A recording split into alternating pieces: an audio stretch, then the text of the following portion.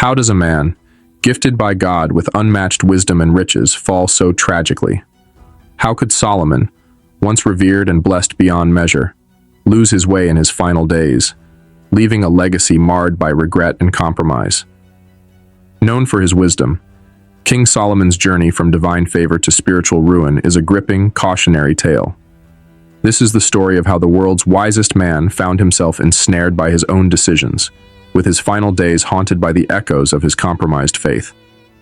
After King David's passing, his son Solomon took the throne of Israel. The young king was aware of the great legacy he had to uphold.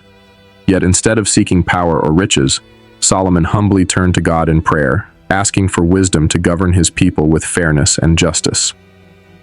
God, moved by his selfless request, granted him unparalleled wisdom along with riches and honor that surpassed any other king. Solomon's early reign was filled with moments of profound wisdom that won him the admiration of Israel and other nations.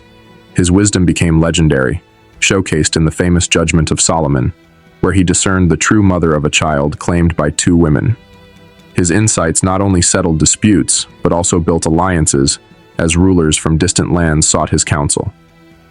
This brought Israel to a time of unprecedented peace, wealth, and stability, securing Solomon's reputation as a ruler unlike any other.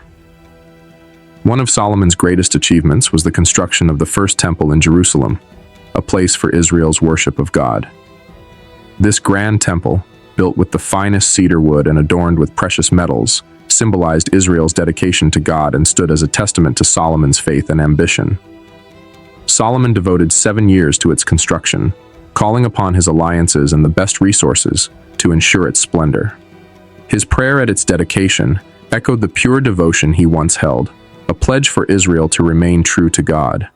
As Solomon's influence grew, so did his ambition to secure alliances with foreign nations. To strengthen Israel's position, he married numerous women from neighboring kingdoms, each union strategic, each wife a symbolic bridge to peace. But these marriages came with unforeseen consequences. Each queen brought the beliefs of her homeland, each one erecting shrines to their gods within Israel.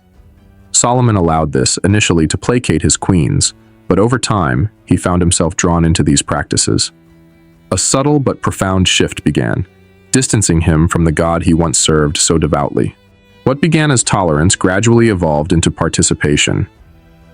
Solomon's wives practiced idol worship openly, and soon he joined them in rituals dedicated to foreign gods. Despite his immense wisdom, Solomon's heart was pulled in different directions.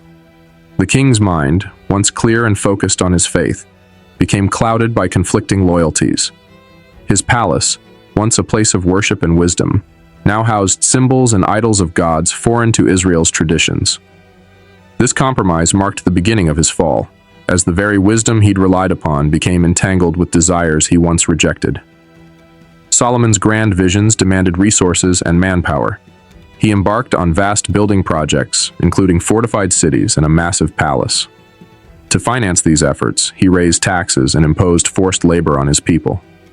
The strain on the nation grew, and while they respected his accomplishments, the people of Israel grew resentful.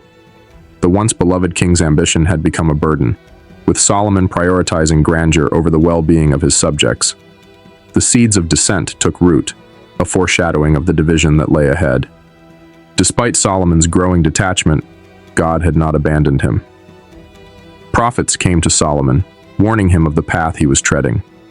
They foretold that his actions would divide Israel, with only a portion of the kingdom remaining under his family's rule. These messages were solemn, yet even as he listened, Solomon found it hard to change course. Each warning was a reminder of the covenant he was now breaking, and though troubled, Solomon struggled to untangle himself from the enticements he had embraced. The warnings did not fall on deaf ears. Solomon felt a deep internal conflict as he looked back on the man he once was. He knew he had drifted, that his decisions were leading Israel down a dangerous path, yet he couldn't abandon the life he had built. Haunted by a sense of looming judgment, he became more isolated, pulling back from public view. His heart, divided between duty and desire, wavered, unable to break free from the allure that had ensnared him.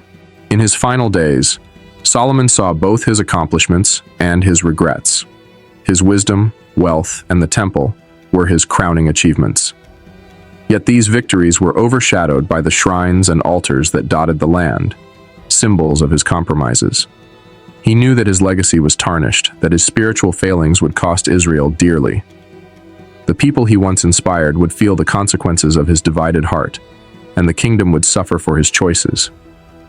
If you were captivated by the story of Solomon's final days, make sure to like, share, and subscribe for more tales from history and scripture. Let us explore together the timeless lessons these ancient stories hold, reminding us of the dangers of compromise and the importance of staying true to our values.